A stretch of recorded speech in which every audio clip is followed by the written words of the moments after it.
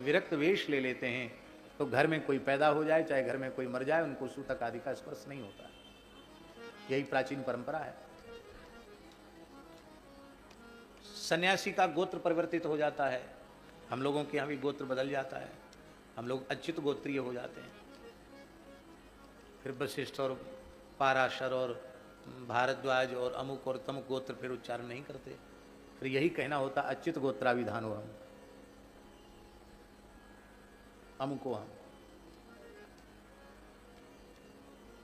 ब्रह्मचर्य आश्रम ये है नहीं, क्योंकि मौंजीय व्रत नहीं है,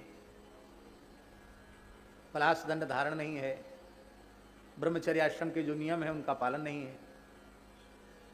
ब्रह्मचारी का गोत्र नहीं बदलता, यहां गोत्र बदल गया इसलिए ब्रह्मचर्य आश्रम ये है नहीं। गृहस्थ तो है ही नहीं, वानप्रस्थ भी नहीं है, क्योंकि वानप्रस्थ सपत्नीक होता है, यहां ऐसी कोई बात नहीं है। तब क्या है फिर? तब शास्त्र पंडित जी ने यह विवेचन करते हुए लिखा है कि महाभारत के पात्र स्मार्त हैं और भागवत के पात्र हैं वो वैष्णव हैं, इसलिए श्रीमद् भागवत ही वैष्णवों की प्रधान स्मृति है। भागवत के अनुसार वैष्णव धर्म का। हाँ, वो एक बात और कहते थे, वो कहते थे कि श्रीमद् वाल्मीकि रामायण के जो पात्र हैं वो भी स्मार्त हैं। 12 कल्प में घटित ही श्री राम जी का चरित्र है, और रामचरितमानस में अथवा श्रीमद् भागवत में जो रामचरित्र शुक्ल रामायण में है वो श्वेतवाराह कल्प का रामचरित्र न होकर वह सारस्वत कल्प का रामचरित्र है, जिसमें परिपूर्ण परमात्मा श्री सीताराम जी ही नित्य साकेत से आते हैं और लीला करके जाते हैं। बोलो भक्तवत्सल भगवान की। पांडवों के इस भगवत धाम प्रयाण को जो श्रवण करता है वो भगवान के नित्य धाम को प्राप्त कर लेता है। शृणोच्चलम स्वस्त्यनम पवित्रम लब्ध्वा हरौ भक्तिमुपैति सिद्धिम।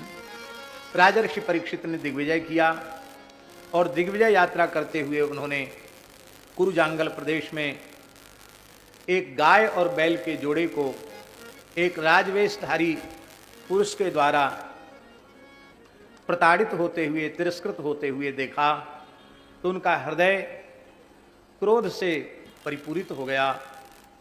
वे विचार करने लगे कि हमारे पूर्वज पांडवों के चले जाने के बाद क्या ऐसी अवस्था आ गई, मेरे रहते हुए इस प्रकार की अवस्था आ गई।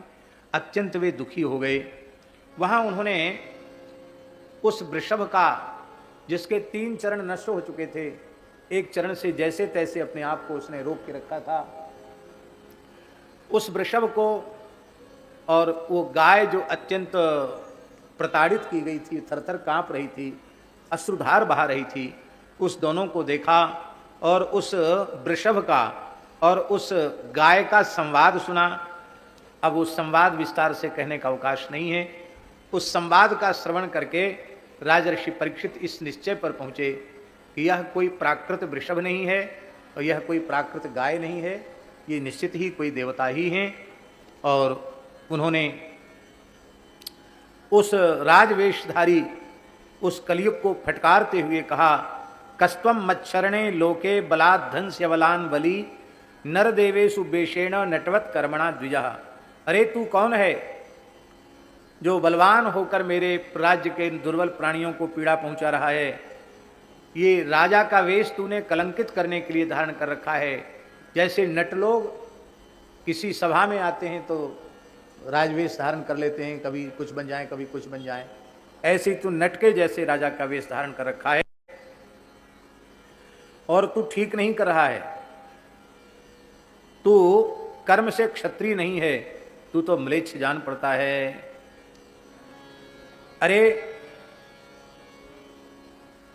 हमारे दादा परदादा पांडव और भगवान श्री कृष्ण भले ही अपने स्वधाम को गमन कर गए हों, लेकिन क्या तुझे यह पता नहीं है कि उनका वंशधर अभिमन्यु नंदन परीक्षित इस समय धरती पर शासक के रूप में है? तो तू मेरे रहते हुए इस गाय और बैल को पीड़ित नहीं कर सकता है। उसको फटकार लगाई और फिर वृषभ से पूछा कि आपके 3 पैर तो नष्ट हो चुके हैं, एक पैर भी बहुत पीड़ित हो रहा है, वो भी भग्न हो चुका है, चौथा पैर भी, पर जैसे तैसे तू चल रहा है, इतना कष्ट मैंने कभी किसी के जीवन में नहीं देखा। इसलिए माँ शौरभेयानुशुचो व्युततो वृषलाद भयम माँ रोदी दम्भ भद्रम ते खलानाम वही शास्तरी। इसलिए हे वृषभ, हे सौरभेय, हे सुरभिनंदन, आप शोक न करें, आप सर्वथा निर्भय हो जाएं। और कहा कि हे अम्ब, हे गोमाता, मैं दुष्टों को दंड देने वाला हूं, आप रोएं नहीं, आपका कल्याण हो। भद्रमते, आपका कल्याण हो। जिस राजा के राज्य में दुष्टों के उपद्रव से प्रजा त्रस्त रहती है, उस राजा के इतनी चीजें नष्ट हो जाती हैं। तस्य मत्तस्य नश्यंती कीर्ति ही आयुर्भगो गति। ये चार चीजें उसकी नष्ट हो जाती हैं। उसकी कीर्ति नष्ट हो जाती है, उसकी आयु नष्ट हो जाती है, उसका ऐश्वर्य नष्ट हो जाता है, और उसकी गति माने उसका परलोक भी नष्ट हो जाता है। ये चारों चीजें नष्ट हो जाती हैं। इसलिए तुम भय को त्याग दो और ये बताओ कि तुमने इसका क्या अपकार किया है, ये दुष्ट व्यर्थ में ही तुम्हें क्यों प्रताड़ित कर रहा है, ये बताओ। धर्म ने कहा, हे राजन, आपने जो कुछ कहा है वह वस्तुतः आपके वंश के, आपके कुल के अनुरूप ही बात आपने कही है। यही आपके लिए उचित है, आपने ठीक कहा। किंतु जो आपने हमसे प्रश्न किया है कि तुम्हारे कष्ट का बीज क्या है, तुमको दुख देने वाला कौन है, ये जो प्रश्न आपने किया है, इस प्रश्न का उत्तर हम नहीं दे सकते। क्यों? क्योंकि नवयम क्लेश बीजानी यतस्विहु पुरुषर्षभ पुरुषम तम विजानीमो वाक्य भेद विमोहिता। क्लेश रूप कार्य तो एक है, दुख रूप कार्य एक है, और उसके कारण अनेक हैं। एक कार्य का एक ही कारण हो तो निश्चिंत होकर कहा जा सकता है कि इस दुख का ये कारण है, लेकिन कार्य रूप में दुख है और कारणों में भिन्नता है, तो उस दुख का वास्तविक कारण क्या है, ये कैसे कहा जा सकता है? ये बड़ा सुंदर उत्तर है। दुख के कारण अलग अलग आचार्यों ने अलग अलग माने। केचित विकल्प वसना आहुरात्मानमात्मनः दैव मन्ये परे कर्म स्वभावम परे प्रभुम। इस 19वें श्लोक में दुख रूप कार्य के अनेकों कारण गिनाए गए हैं। केचित विकल्पम, कुछ लोग ऐसे हैं जो विकल्प अर्थात द्वैत को ही दुख का कारण मानते हैं। द्वैत माने क्या होता? द्वयोर भावो द्विता, दो का जो भाव है उसको कहेंगे द्विता, तस्य भावस्त्वतलौ द्वयोर भावो द्विता, और द्विता एव द्वैतम, जो द्विता का भाव है उसी को द्वैत कहेंगे। नए समास कर देंगे तो अद्वैत हो जाएगा। द्विता एव द्वैतम और न द्वैतमिति मद्वैतम। तो द्वैत ही दुख का कारण है। और बहुत से लोग कैसे होते हैं, वो आहुमात्मानमात्मनः। ये कौन है? ये कर्मकांडी लोग। ज्ञानी लोग अज्ञान को दुख का कारण मानते हैं, द्वैत को दुख का कारण मानते हैं। और कर्म मार्ग वाले लोग वो किसको दुख का कारण मानते हैं? उन्हीं का मत कहा है भगवान ने, कर्मणा जायते जंतुर कर्मणैव विलीयते सुखम दुखम भयम क्षेमम कर्मणैवाभिपद्यते। और उसी का अनुवाद किया है गोस्वामी जी ने, को न काहू सुख दुख कर दाता निज कृत कर्म भोग सब भ्राता। तो पूर्व मीमांसक लोग वो अपने स्वयं के कर्म को ही सुख दुख का कारण मानते हैं, प्रारब्ध को सुख दुख का कारण मानते हैं। दैव मन्ये, प्रारब्ध को भी सुख दुख का कारण मानते हैं। ज्योतिषियों के पास चले जाओ तो हमारे महाराज जी कहते थे कि सब शुक्र शनि राहु केतु ज्योतिषियों के पोथी पत्रा में या उनकी जेब में रखे होते हैं। कुछ ना कुछ तो रहता ही है, सबके ऊपर बता देंगे अमुक की दशा है, अमुक की खराब नजर है, अमुक इतने अंश से देख रहा है, अमुक इतने अंश से देख रहा है। ये भी बात है, वो ऐसा मानते हैं। और चारवाक लोग जो है महाराज जी, चारवाक लोग स्वभाव को ही दुख का कारण मानते हैं, क्योंकि उनके यहाँ धर्म या ईश्वर की तो मान्यता है ही नहीं। चारवाक लोग कहते नहीं, स्वभाव ही दुख का कारण है, अच्छा स्वभाव होगा तो आप सुखी रहोगे, बुरा स्वभाव होगा तो दुखी रहोगे। इसलिए अत्रानुरूपम राजर्षे विमृशस्व मनीषया, हे राजर्षे आप अपनी बुद्धि से स्वयं विचार कर लीजिए कि दुख का कारण क्या हो सकता है। हम नहीं बोल सकते, हम नहीं बता सकते। इतना निर्मल अंतःकरण है राजर्षि परीक्षित का, इतनी सूक्ष्म बुद्धि है राजर्षि परीक्षित की कि उन्हें तत्काल पता चल गया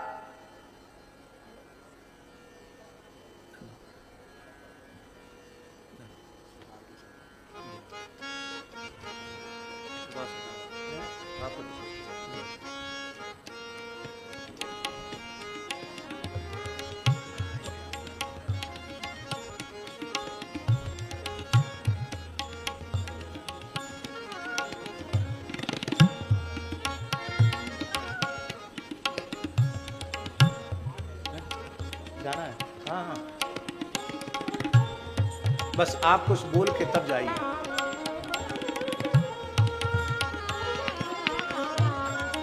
बस एक छोटी सी बात हम बोल रहे हैं, इसके बाद तुरंत हम बोलते हैं। ये जो बात कह रहे थे इसको पूरा कर दें। बुद्धि जब निर्मल होती है तो उसमें समाधान तत्काल होता है। राजर्षि परीक्षित ने बहुत लंबा चौड़ा विचार नहीं किया।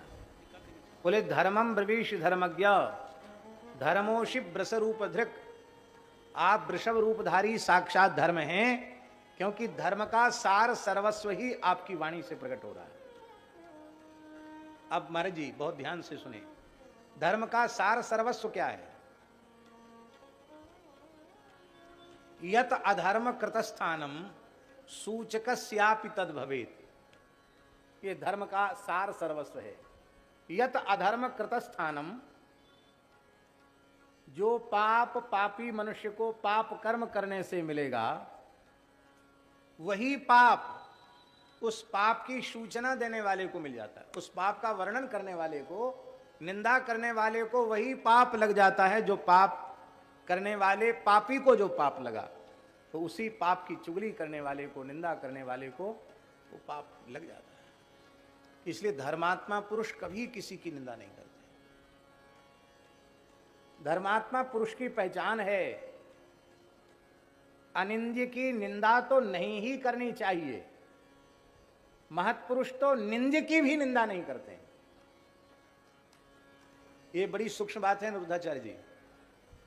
अनिंद्य की निंदा तो नहीं ही होनी चाहिए, पर जो निंदा की योग्य है उसकी निंदा क्यों ना हो।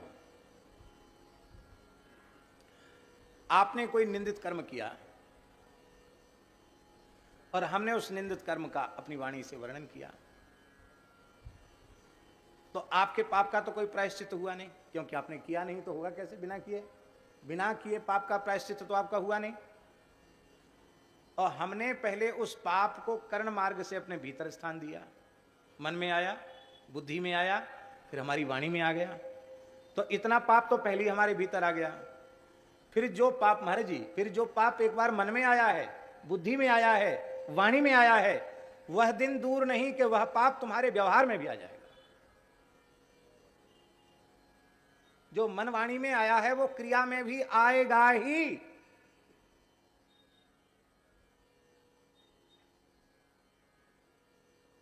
जिसका चिंतन करेंगे, ये गुण का चिंतन करेंगे तो गुण आत्मनिष्ठ होगा, भगवत चिंतन करेंगे तो भगवान आत्मनिष्ठ होंगे, और दोष का चिंतन करेंगे दोष आत्मनिष्ठ होगा।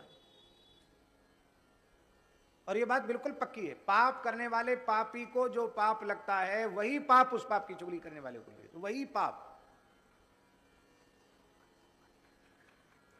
एक राजा उसने ब्राह्मणों का भोजन कराया।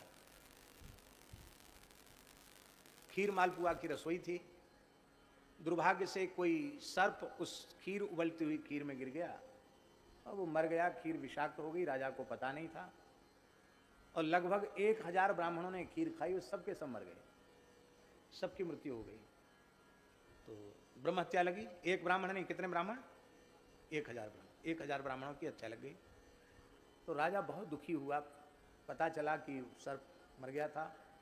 बाद में पता चला जब सारी खीर नीचे खंगाली गई, आखिर हुआ क्या? खीर का परीक्षण कराया गया वैद्यों के द्वारा, तो उसमें विष था। अब बहुत दुखी हुआ राजा, इतना दुखी हुआ कि अन्न जल त्याग कर गंगा जी के तट पर बैठ गया कि अब प्रायश्चित तो मेरा कोई है नहीं, बस अनशन करके अपने प्राणों का ही त्याग गंगा जी के तट पर कर दूंगा। 3 दिन तक अन्न जल त्याग करके वहां बैठा रहा। चौथे दिन एक ब्राह्मण गया। उसने राजा से कहा, महाराज मेरी बेटी विवाह के योग्य है, आप धन दे दीजिए कि मेरी पुत्री का विवाह हो जाए। तो राजा ने हृदय से राज्य का त्याग कर दिया था, इसलिए उसने कहा कि अब तो मैं राज्य की तो चले क्या, मैं तो अन्न जल का भी त्याग करके बैठा हूं और यहां मरने के लिए गंगा जी के तट पर बैठा हूं, इसलिए मैं, आप शरीर से कहो तो मैं आपकी कोई सेवा कर सकता हूं, बाकी अब मेरे पास मेरा कहलाने के लिए कुछ भी नहीं है जो मैं आपकी सहायता कर सकूं। आप जाइए, राज्य में जाइए, जो लोग संभाल रहे हैं उनसे मांगिए, वो जरूर देंगे, और ये मेरा प्रकरण नहीं है। इतना सुनते ही वह ब्राह्मण क्रोध से आग बबूला हो गया और उसने चिल्ला चिल्ला कर गालियां बकना शुरू किया। बोले, रे नीच दुष्ट, बड़ा भारी अनशन व्रत लेके महात्मा बन के यहां बैठा है, लंगोटी लगा के बैठा है, 1000 ब्राह्मणों की हत्या करने के बाद अब ये 100 चूहे खाए बिलारी जपने बैठी, अब यहां माला फेरने बैठा है। राजा ने सिर झुकाया, सब कुछ सुनता रहा, एक शब्द का भी उत्तर नहीं दिया।